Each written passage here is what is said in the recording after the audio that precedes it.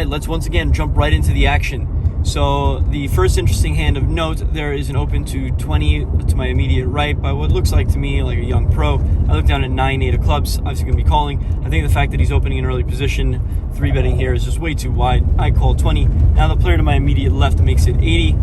The small blind cold calls 80. He's a player that I know to be action and loose, so I think he could be fairly wide here. Maybe all pocket pairs, some suited connectors, ace-x hands. Now the opener to my immediate right ends up folding for 60 more. The player to my left, who 3-bets to 80, only has like 350, 360 left, so I'm not getting quite the correct odds here to be calling with a suited connector multi-way. But the other player in the hand is deep. He has 1,000 deep as well, and like I said, he's loose and splashy. We have position on him, so we're going to be taking a flop. I call 60 more, and we go 3 ways to a flop, which comes 6, 7, 8 with 1 club. I flop top pair, open-ended, backdoor flush draw. About as good as I can really hope, other than obviously flopping 2 pair or straight. The small blind checks. Now I can lead into the razor, but the pot's already fairly big, and he's only got 350. So I think if he has an O pair, he's just going to go with it. If I had a set or a straight or something like that, I would always be checking to the razor because he could have ace king, and so I wouldn't be leading into him trying to get him to fold any hands that I think he's going to be betting. So I check in game flow, and now sure enough, he jams in his 350 for an over pot size bet. The small blind goes into the tank. And, at this point, it's kind of a nasty spot because I think if, he calls, I'm probably just going to go with it. My hand has too much equity here to be folding. If he calls, I'd probably just get it in. Obviously, he could have some suited connectors, some sets, which I'm not doing particularly well against if he had flop 2 pair or set. But thankfully, he ends up folding. Obviously, I'm just never going to be folding here. I have a lot of equity, obviously, still against the overpairs. And he doesn't always have to have overpairs, as you'll see in a hand later on that I play. So I called the 350 more. The turn is a 9, making me top 2. Obviously a really great card for me, unless he has exactly pocket 10s, which I don't expect him to have. Also mostly because the guy in the small blind kind of jumps out of his seat, making it pretty obvious that he had pocket 10s, which he confirms later. The river is a jack, and the player who jammed all in shows pocket aces, so we suck out on him there. Obviously very lucky for us for multiple reasons. The small blind, obviously, like I said, had pocket 10s. This could be a spot where he just decides to go with it, flopping a gut shot and overpair. Obviously, even though like it's a jam and it looks like an overpair, I could see him just calling off here. And also the player to my right, who opened to 20 and folded for 60 more multi-way deep, had pocket 7s and would have flopped a set, which could have obviously gotten really nasty post-flop. Maybe the guy with the aces doesn't bet it 4 ways, but given how short he is, I think he's just always going to go with the aces. And now if the set, raises or jams it in there, I don't know, I'm stuck in a pretty tough spot, so it could have been really nasty.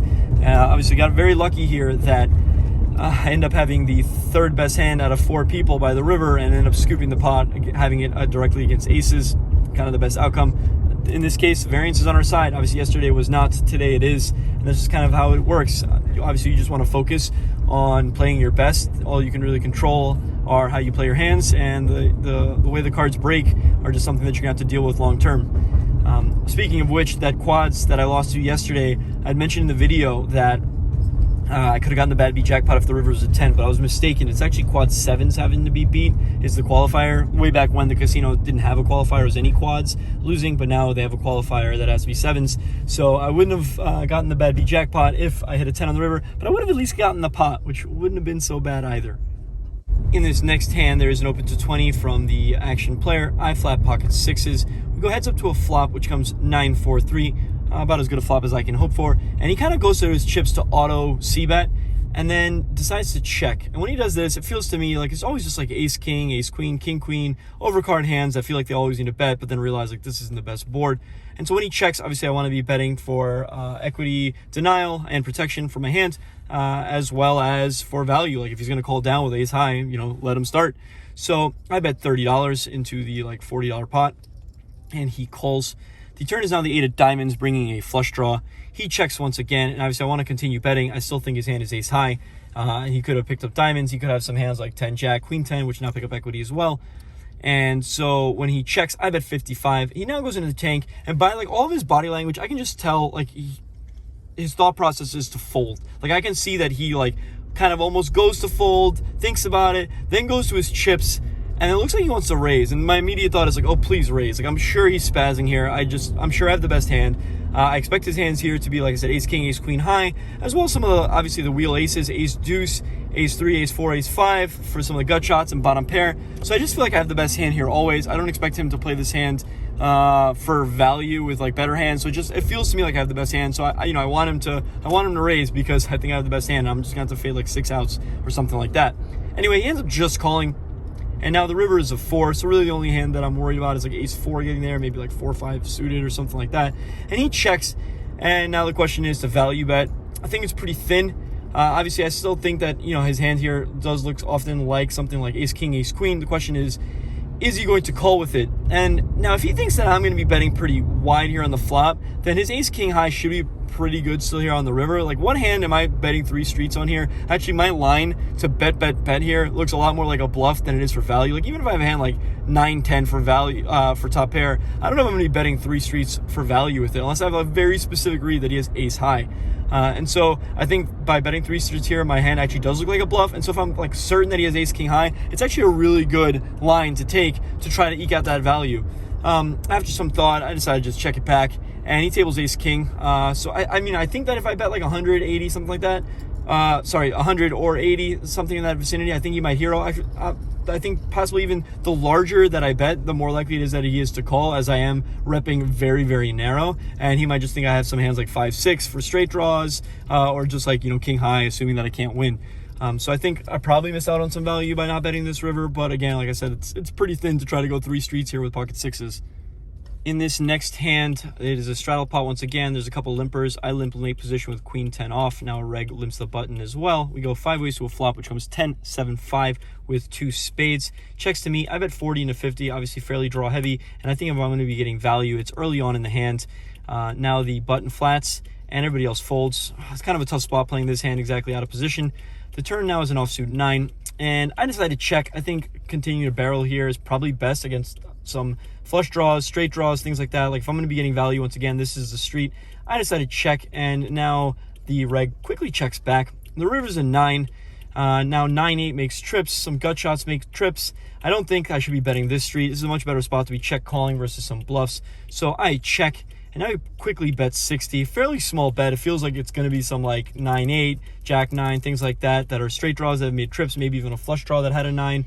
But for this price, I decided I'm just going to be calling. Like I said, I was trying to let him bluff. And sometimes people like to bluff small to get a good price. I call, and we get shown the jack 9 offsuit for trip 9s. Pretty brutal because we're multi-way here. And so him flatting in position isn't just always going to get him to the turn. And also, obviously, he could hit the gut shot, which would be a spade against some flush draws.